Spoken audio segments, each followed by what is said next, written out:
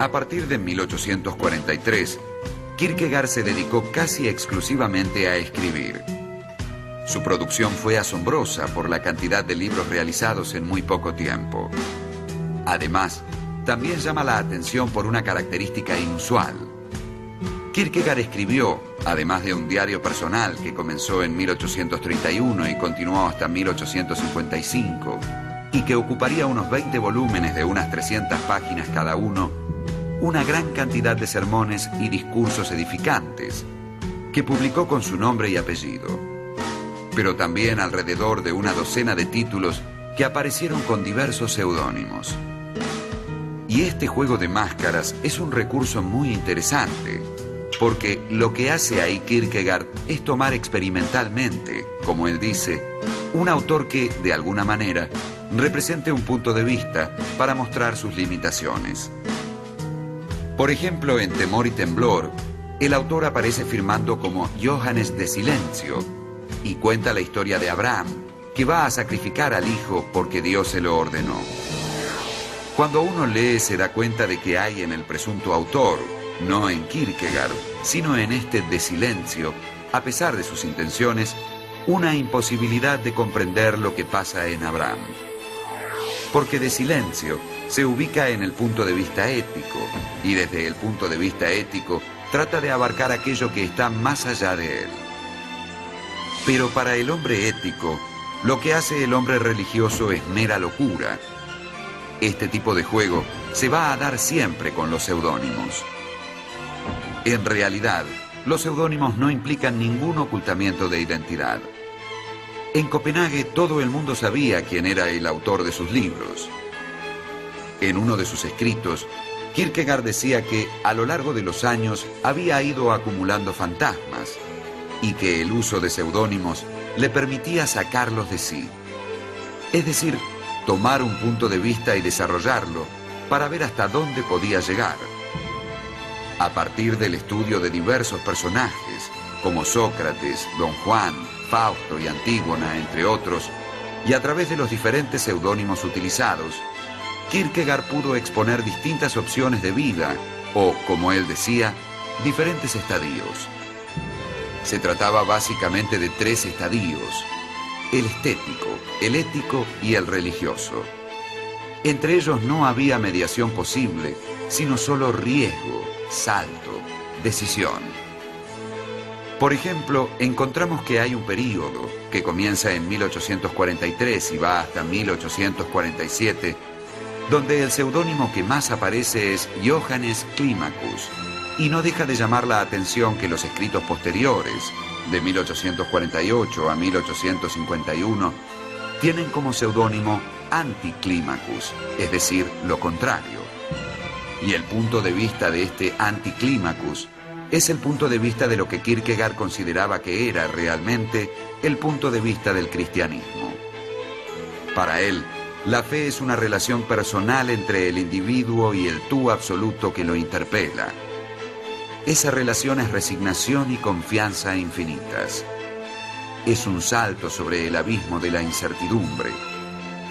Esta interpretación kierkegaardiana de la fe puso en primer plano al individuo concreto, es decir, singular y sufriente, capaz de asumir su subjetividad como su única verdad y su relación con Dios como un salto sobre el abismo de la nada.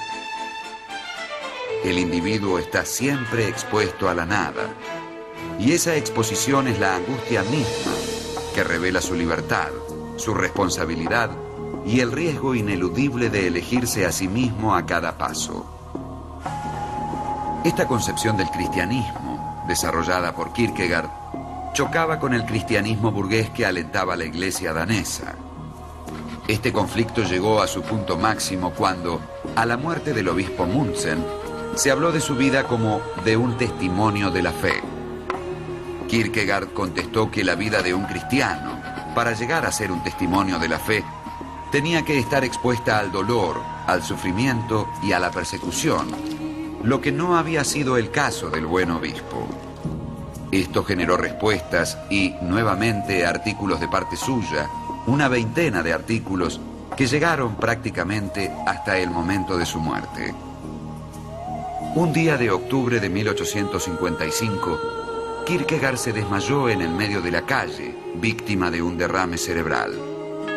Es internado y pasa un último mes de profunda comunión con Dios y muere con una gran paz el 11 de noviembre de 1855 a los 42 años.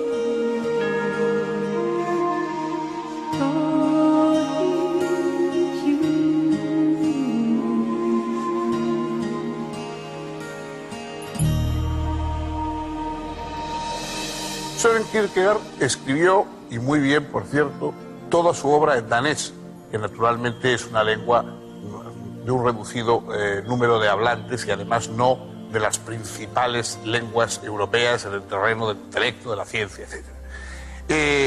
Durante mucho tiempo, a pesar de que en su época gozó de notoriedad y fue un hombre conocido, él pasó desapercibido porque el mundo en el que había ejercido su pensamiento y su polémica no era en los grandes centros europeos. Poco a poco fue siendo descubierto.